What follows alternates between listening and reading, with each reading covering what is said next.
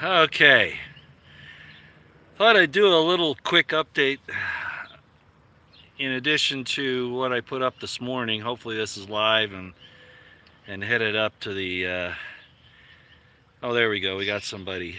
That's great. I'm out on my I do a 4 mile run about 3 to 4 times a week. And I was out and I got to thinking after I listened to the Drazen report this morning before I headed out that I probably needed to point out a few things because of how propaganda works. Hello, everyone, as you come in. I can't see the chat. It's too bright out here. Even if I put on my sunglasses, then I really can't see anything. But let me just say a couple things, if I may, and you might want to go listen to the Drazen report. It's Dreizen report. It's on, he has his own blog. I think it's a .com, I'm not sure. But you can access it by going back and checking the description boxes about 3 videos back where I talked about him, the Drazen report, the Duran, Alexander Mercouris, and of course the new Atlas. I've mentioned all those before. Again, there's no information in this description box, but I want to address just a couple of things.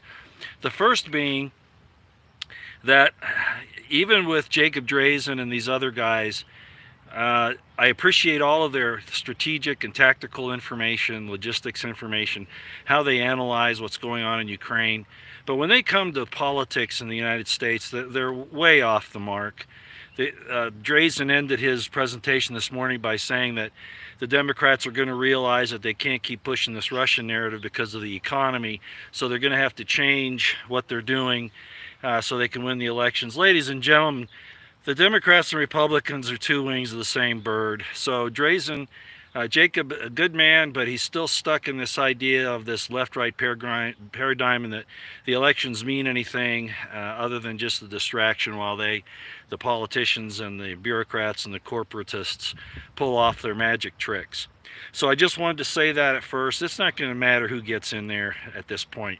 The writing is on the wall, so to speak, you know. It just is. So I wanted to make that point because it's a hope that's gone at this time. That's not going to work. I'm not saying not to try, but the effort can't be in the election. It's got to be at a local level and holding these people accountable and standing up to these centralists in D.C. Okay, that's the first thing. The second thing I wanted to point out is that the way the propaganda is working on this thing in Ukraine, and on our economy and on all of that, is that Putin's responsible, right? Putin and Russia are responsible for our economic problems. Putin and Russia are responsible for the things that are happening around the world, especially in Ukraine, etc., etc., blah, blah, blah. Do you realize that when our politicians and our leaders sit there and admit that Putin, and it's not Putin, okay, but that's their excuse. When they say that Putin is responsible for all of this, our economic problems, the price of gas, the price of food, the food shortages, you know, and they've kind of moved off the C disease, right? And they're kind of pushing this now. Not that they're totally done with the C disease, but you see my point. Do you realize that what they're admitting is that Putin has already defeated them? He's won the economic war. He's won the political war. He's won the military war. He's won the psychological war. And he's won the diplomatic war. They're admitting it. Now, why does that serve them? Because they're going to turn in on you, as they are. With this whole thing with the Second Amendment now, they can't defeat enemies out there because they're not supposed to. So they're going to turn all of this energy back on us, and I just wanted to point that out. Propaganda-wise, when they say that Putin's responsible for all of this situation, that's the loss in Ukraine, which they're finally having to start to get everybody ready for, The economic war in the United States here with inflation, the price of gas, it wasn't Putin that did that. It was Biden by shutting off the oil drilling and the pipelines and all that because he wants his green transition, and he admitted that. But the fact that they're willing to blame it on Putin, they think you're either stupid, and most of us are, unfortunately, or they're basically admitting that Putin's won the war. All those parts that I just explained. Militarily, politically, economically, diplomatically, psychologically, Putin has won. That's what they're telling you when they say that Putin's responsible for all this. You mean to tell me that the United States doesn't have the capability to counter Russian economic war upon us? Sure we do. It's that our leaders don't want to do that. But by them blaming Putin, they admit that Russia is defeating us. And what did I say back in February? I said if we ever get into a real war, proxy or not, economic or not, whatever, that Russia will kick our ass. And is that not happening? So my only words to Jacob Drazen, he's the only U.S. guy. Well, there's some others. He's the U.S. guy. Like I said, I'm pretty sure he's former Army intelligence.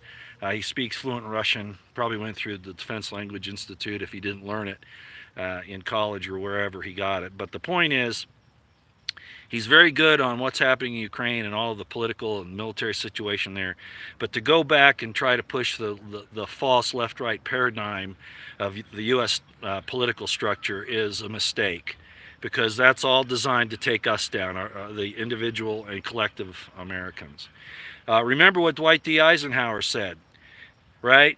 He when he first gave his address just before he left office, when President Kennedy was coming in, Eisenhower gave a statement. He talked about the military. Actually, when it was first written, he said it was the military congressional industrial complex. Okay? They convinced him to take congressional off of there, even though it's true. Those people are all bad, all of them. Even if they have good intentions when they're going in, they still screw up. I saw intentionally or otherwise, I saw Marjorie Taylor Greene this morning on Twitter where she's talking about this whole thing with the sea juice, right? The Trump sea juice. She won't call it the Trump sea juice, but she's talking about that and all of the different effects that are happening with that, and that the pharma company should be held responsible. Well, she will not call out Trump. And there we go again, just like Drazen. Again, I'm nothing against Jacob. He's looking at it from a different area. But Marjorie Taylor Greene knows. Trump is bad news, and to keep hanging on to him is wrong. The whole establishment in D.C. is corrupt, bad, evil, and the locals and the states need to start doing something. If they won't, it's going down, ladies and gentlemen. It's going down. So I'll go ahead and back out on my run. I just wanted to point that out. The propaganda of Putin being responsible for all the difficulties that we're experiencing right now, they're admitting that they're being defeated by Russia. Or they're going to turn all of that in on us, which is exactly what they're doing. Right? Okay, that's all I got. I might expound on that a little bit more a little bit later, but I wanted to bring it up. Sorry I can't see the chat. It's just too bright out here, and I got to get back on my run. All right, so when you hear your representatives and these talking heads and MSM people or whomever talking about that Putin's responsible for all this, say, so you're telling us that Russia has defeated us economically. You're telling us that Russia has defeated us militarily by winning this war that we're waging. And they won't admit that at first, but that's really what's happening. The proxy war in Ukraine. Just like we lost Afghanistan, just like we couldn't control Iraq, etc., etc., etc. So they're actually pumping Putin full of testosterone. All right, I'm out. We'll see you later. Take care.